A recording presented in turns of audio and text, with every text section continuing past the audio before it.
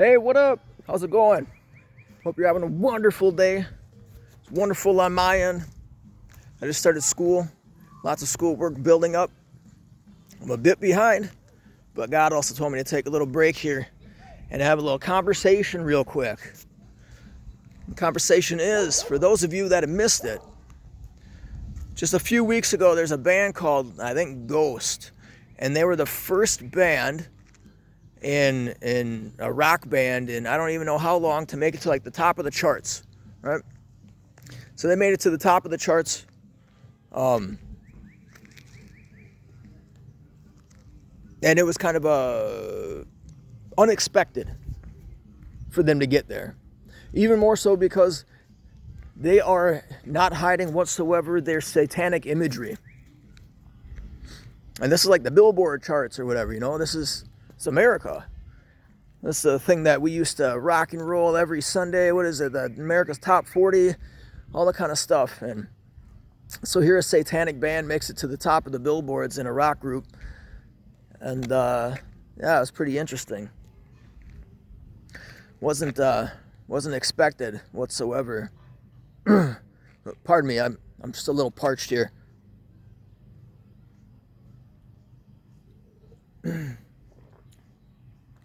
So it just kind of got me thinking. You know, it says in the Bible, in the end times, you're going to see signs. That God's going to show signs, and you just got to pay attention. You just got to notice what it is He's showing you, and you'll have an understanding of kind of where you are in the world, where we are in the process of what's been proclaimed to already happen. And it's important to start thinking about, what does it mean to be living in prophecy? What is prophecy? You know, how am I paying attention to what God's been showing me? So, super important. I just thought it was something interesting to bring up. So there's also another piece that I personally want to bring up. And that is, the Catholic Church. Now, you guys for a long time have been working in secrecy, have been hiding truth from everybody. You've been pardoning each other for some of the most heinous crimes that we can consider. And I'll give you the benefit of the doubt. If you guys are in a position where you understand that there are demons out here, there's actual spiritual influence, and you're giving a break to your brothers who have fallen for some of the most ridiculous demonic influence, I understand. But you still have to pay the price. You have to have repercussions for mistakes you made, even if you were tempted by the devil himself. Okay? So there's a point in which I understand, but there's also a point in which you guys have acted disgustingly, unacceptably. You have pardoned each other for some of the most heinous crimes that Jesus himself has said are unexcusable, and you might as well weight yourself with stones and throw yourself in the river. And you didn't weight yourself with stones. You elevated yourselves. You put yourself in a position in which you're above others. You judged others. And you shook the hands with Satan himself when you did so. Now, you guys have been passing judgment, creating division amongst people for too long. As long as we can remember. And we gave you pardon in past because we've seen that you were doing it from the Bible. Here's what you missed, though. Or maybe you didn't miss it. Maybe you realized what you were doing. No person on this earth has the right to take the Bible and use it to cast judgment on another. You have created division amongst people. You made them question themselves. You've done everything that Jesus said that we shouldn't. And you claimed it was in the name of God. It's over. It's done. Those of you out there walking around with megaphones, acting as if you're confused or assaulted by people, when you're blasting your rhetoric in their faces. Certainly not all these situations where people are on the streets. I mean, there's certain pride parades in which they're doing lascivious, I don't know, is the only word that comes to mind here, but walking around with sex toys and juveniles and things like that in the streets are unacceptable. That's not okay. But going into the street and blasting in people's faces that they're wrong, incorrect, or otherwise, in the name of Jesus, you claim it is not in the name of Jesus.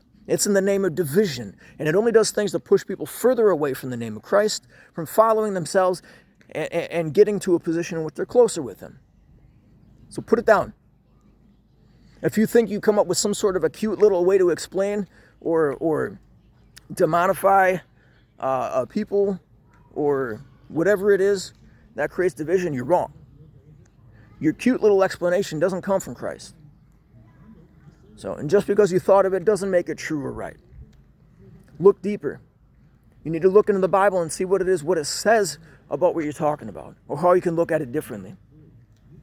There was a famous atheist who was in a debate the other day, and I seen she was debating with another atheist. But the one that I'm speaking about, she had actually changed. I'm sorry, I don't remember her name right now, but she actually decided, she came to a point in which she was like, I'm actually going to give Christianity a real thought. And she said it like this. She said in her explanation to the other guy, like, when I came down to think about it, when I started finally actually looking at all these things and I was saying, hey, I think there's something to this religious stuff. She said the thing that swayed her, the thing that gave her the open door to walk through, was the fact that Christians would comment to her and say, you know, we're going to pray for you. We hope you find truth and knowledge. We hope that this stuff, you know, we hope this for you. In the name of Christ. You know, exactly the way that Christ would say to do it. And you know it's the exact way that Christ said to do it because it was effective. And she said how she fell into the place in which she was like, I think Christianity is the right one. When she compared it to the way that other people in other religions decided to address her atheism, her staunch atheism, there was a distinct difference. The Christians said that we're going to pray for understanding, for truth, and care for yourself. The other religions tend to take a little bit more defensive posture. We're angry. We're thinking about harming you. You know, even these kinds of messages. So consider that. If you're using division, anger, frustration, pain, threat, violence, or even just obstructing, you're not working the things quite right. If you're shouting the truth, you've been pushed into a place in which truth doesn't exist. The circle of truth requires no shouting. You can speak truth calmly, firmly, and carry it. People who are losing an argument start shouting, start yelling, and the truth is going to remain. So don't be getting in people's faces. You don't ever have the right to tell somebody that they're going to hell. I don't care what it is you've come to think about or read in the Bible. You are not the judge. You're not even on the jury. Thank God we have one righteous and true judge when it comes to all of this. So don't be walking around here telling people that they're going to hell. There's someone who can look at it all, who sees it all, knows exactly what has created all of this, the situation that we're in. And he is going to judge. Not you. Set it down. Extend the hand. Give him the olive branch. It's time to settle this. America, it's time to wake up. We're to a point where it's very, very important that we don't lose sight of what's coming. There's been a transition in power. The Lord has reiterated that, a transition in power. And I'll share as much or more as I can as soon as I get the opportunity. Whenever God opens it up to me and says, go ahead and open it up to whoever's going to see this video. So I don't know exactly what it means, but that transition in power is extremely important. And, excuse me.